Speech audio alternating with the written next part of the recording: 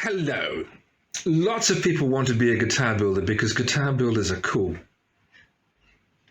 And one of the questions you will sometimes hear if you move in these circles online is, what tools do I need to be a guitar builder, to be a person who builds guitars, a guitar luthier?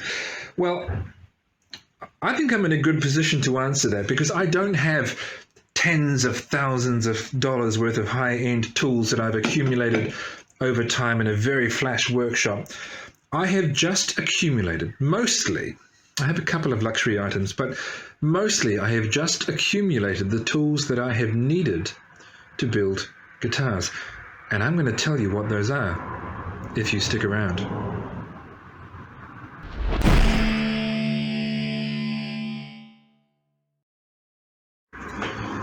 Hi, Glenn here, Monster Guitars. Something slightly exciting has happened. Up until now, what I've done is I've just built guitars because I like building guitars. And as I've learned about building guitars, I've built them and I've tried to sell them. And I've sold 4 so far. The 5th one that might sell is Type O. I've got a bit of interest in that. We'll see how that goes. But what happened just a couple of days ago that was new is that I received a commission to build a guitar. A guy approached me and said, here's this guitar that I would like. Can you build it for me? So that was quite exciting. I'll tell you who it was another time. I'll keep you in suspense.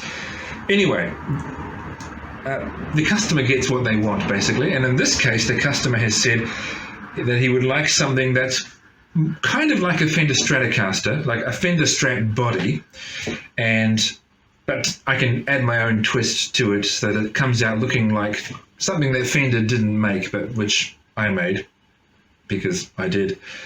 And so that's cool. So I've found a basic template for a Fender Strat body, and I'll start with that and work from there, and we'll see where we end up.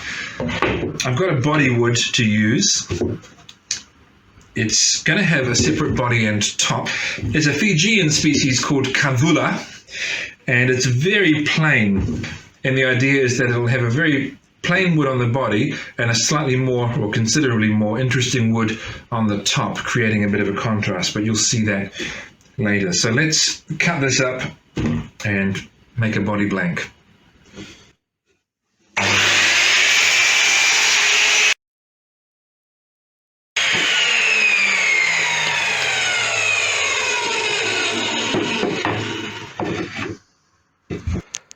Now I want to joint these pieces of wood which are going to make up the body. Jointing is where you flatten the edges, creating a nice right angle here so that you can glue them together with no gaps and have one nice straight flat piece of wood in the end. You can use your jointer to do that. I do have a jointer, but I'm trying to get into the habit of using my hand planes more, and I'm not going to use my jointer to join these edges. Instead, I'm going to make use of what's called a shooting board. So the shooting board is just a flat board. It's a piece of MDF and another flat piece of wood on top. In this case, it's plywood. And there are a couple of stops on this shooting board. There's a stop here that you can butt your workpiece up against. That's the piece of Kavula that I'm going to be jointing. And there is a stop here, sort of a hook to go against the bench, because I'm going to be planing in that direction and I don't want the shooting board to slide away from me. You can get dedicated shooting planes that have the handle on top and the blade, on the side, but I don't have one of those. It would be tricky for me to hold this handle like that because I would then be kind of dragging my knuckles along the wood. It's not too difficult though with a larger plane like this, which is a number 7, Stanley number 7 plane, to hold it at the top like this. It seems to work well for me.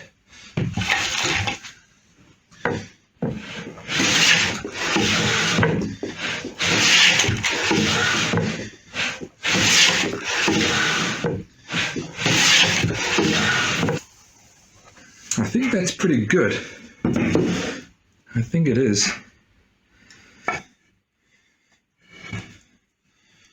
So I know that you can't see what I can see, but I can see what I can see. And that is perfectly square. That corner is a 90-degree, well, it matches the 90-degree angle on my square. So what tools have we seen so far? Well, there was my miter saw, the power saw that I used to cut these pieces to length. You might not need one of those, depending on where you get your wood from. You might have gone to a lumber yard where they cut your pieces to length. Probably, though, they didn't cut them to that length. That's quite short. So you should have some means of cutting your boards to length, and that miter saw or anything like it is a really good option. You've seen the Stanley plane and the shooting board. I'm finding that indispensable. So that's two. Well, you can count those things as two. 3 tools so far. The next tool is clamps. I've got them sitting under these boards so you can't see them, but you know what a clamp is. These are bar clamps, which are ideal for gluing up bodies and tops. You need lots and lots and lots of clamps. I'm also going to put another clamp on the top. This is an F clamp because, well, as you can see, it looks like an uppercase letter F. I'll use that as well.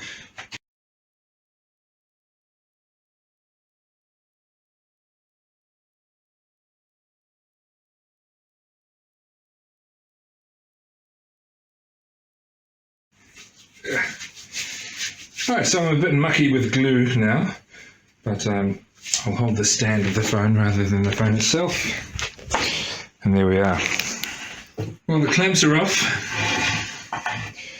We've now got a body blank. It's not perfect. There are some steps that you can do, and in many cases you should do, before you glue the body blank together, namely put your boards through the thicknesser. These pieces of wood were good enough that I didn't need to do that. They're about the same thickness, very close to it, and any flattening I'm going to do once I've cut the body out to shape. Speaking of which, welcome to the bandsaw. You'll use the bandsaw for cutting out your main parts, the neck and the body. Do you need a bandsaw? People might ask. Well, you could cut out a body with a jigsaw. You could cut out a neck with a jigsaw, but if you're going to make more than one, and let's face it, if you're asking which tools you're going to need to build guitars, you're probably going to build more than one. If you're going to be building multiple guitars, don't use a jigsaw. It's not anywhere near as powerful as a bandsaw, and yeah, it's just not. Chances are you'll burn it out, and it's not as easy to do the job.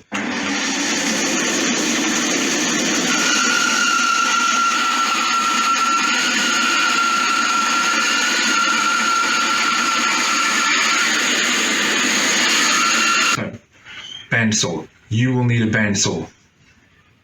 So because I didn't put my boards through a thicknesser, they do need a little bit of tidying up.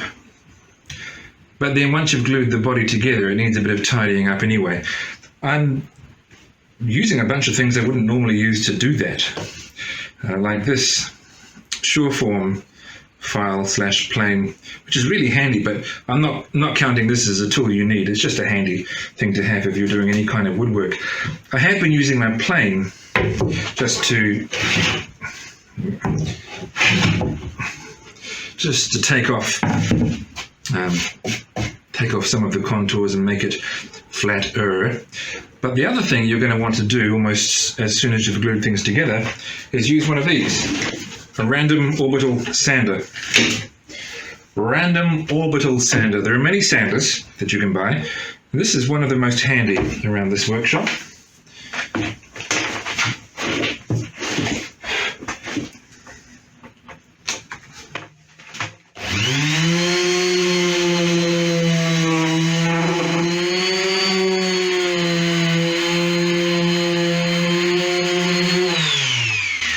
And so on, getting off all the remnants of the glue up and just making everything nice and smooth.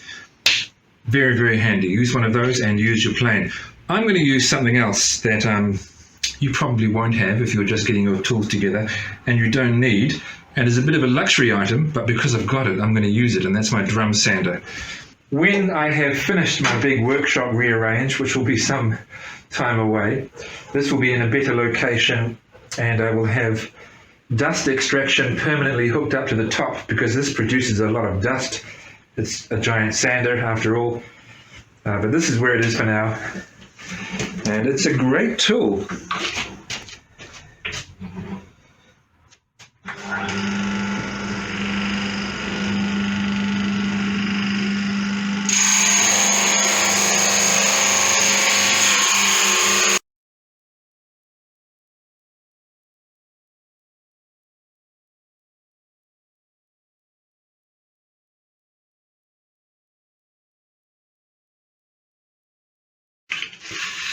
Okay, so that's pretty clean, more or less. So there we are. You don't need to use a drum sander. I've just used that because I've got it. But you need something to smooth off the top and back of your body. A plane and an electric sander. A random orbital sander is perfect. Random orbital. Am I saying that funny because of my headgear? Let me see. A plane and a random orbital sander are perfect for doing that. If you've got access to something like a drum sander, well, even better. So when it comes to the most frequently and the second most frequently used handheld power tools, or just tools in general when it comes to guitar building, it's close between my random orbital sander and my router. The router is so handy for a number of different things. You must, absolutely must, have a router if you're going to be building electric guitars, solid body electric guitars. It is totally essential. The particular use of this router, this plunge router, as it is called, because it has a plunging up and down motion, is to trim something. In particular, to trim the body of the guitar to the template. So when I cut the body out, it was ever so slightly oversized, just by a couple of millimeters. And by the time I've routed it to shape, it'll be pretty much perfect. And the bit that I'm going to start with is called a pattern bit. So you've got the bearing there that runs along the template to guide the direction of the cut, and you've got the blades below which cut the material flush with that bearing. In this case, it'll be cutting the body flush with the template. I'll show you.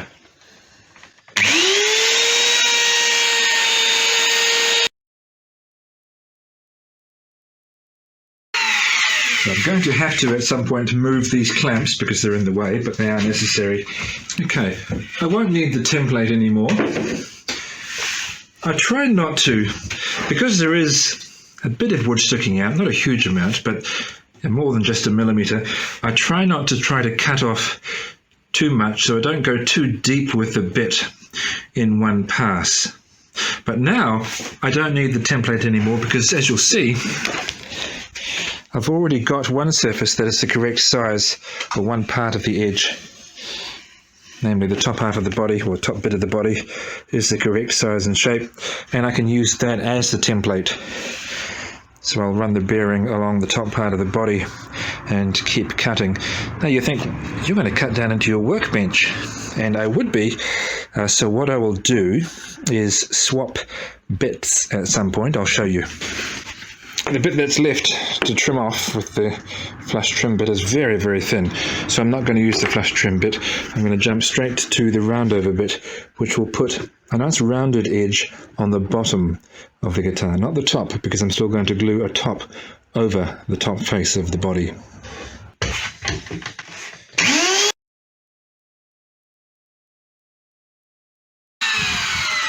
That will need smoothing and cleaning up with sandpaper around that edge that I've routed. But that's the back basically shaped for now. You can tell that I don't have extensive vacuums and dust extraction on my list of essentials. Maybe I should. What I tend to do is just, when it comes to routers and planes on the bench, I just let the mess fall and then sweep up afterwards. I'm building the top now. I haven't shown you the whole process because I'm only using tools that you've seen already. I used my shooting board for some of the edges. Well, you can still see part of the top there. And clamps and glue and some sanding. I will use a tool that I haven't used yet in just a moment when this glue is dry. Okay, so part of the top is gluing up. But before I glue the whole thing together, what I'm going to do is use this tool. It's called a planer. I often call it a thicknesser. I call it a thicknesser because lots of other people do, but it is a planer. You put boards through and it planes them down to the desired thickness. It's really loud, possibly my loudest machine. And I always have it hooked up to my dust extraction because it makes a huge mess.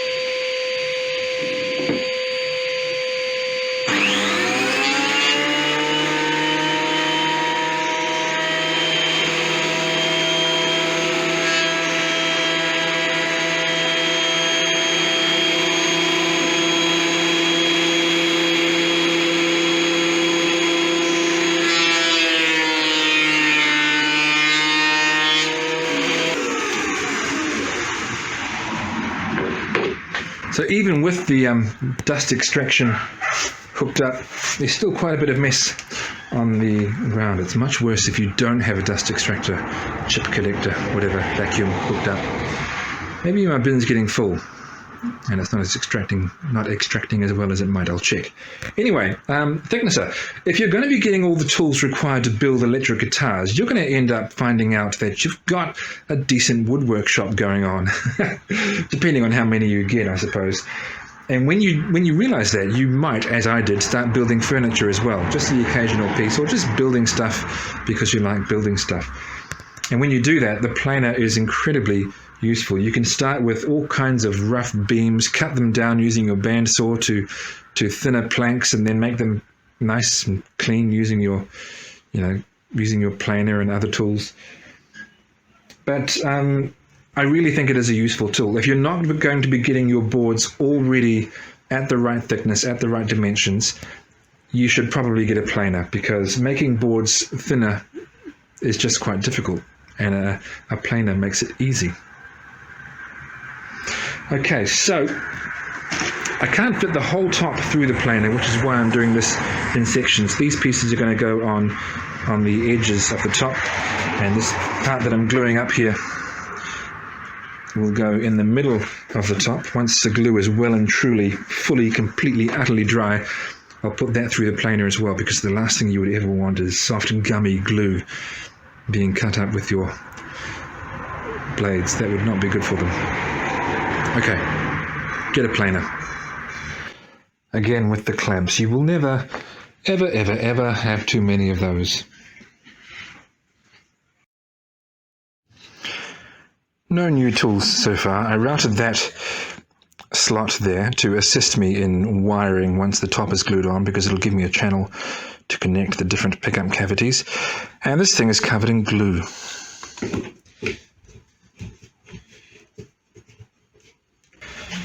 Right, well, as you can see, I'm just clamping the top that I've cut out onto the body. No new tools, just clamps. And so I'm going to wrap things up for now, because this video is getting a bit long. I'll continue in part 2, where I think we should probably get through all of the tools required in the guitar build, I think. So, what tools have we seen? And I'll try and remember them in the order that I used them. First of all, you should get a power saw. I know you could use a hand saw to cut your boards to dimension. power saws are just quicker, and the point of machines is to save effort. So use a handsaw if you really want, but I recommend getting a miter saw similar to the one that you saw me using. That's number one. Then get a plane. It's just a nice therapeutic thing to do anyway, to produce nice curly wood shavings. But a good hand plane, something like a Stanley number 6 or 7, you don't have to use that brand, but they're quite good. They're popular for a reason. And a shooting board with that would be good. You need lots of clamps. You'll always need lots of clamps for gluing things together, so get lots of clamps. F clamps and bar clamps, if you're building electric guitars, are especially useful. What came next? A bandsaw. Bandsaws are so handy. You should definitely have one for cutting out your bodies and your necks, as you'll see in the next video. A power sander. A random orbital sander is very multi-purpose, and I think that would be, I'm pretty sure I would call that essential.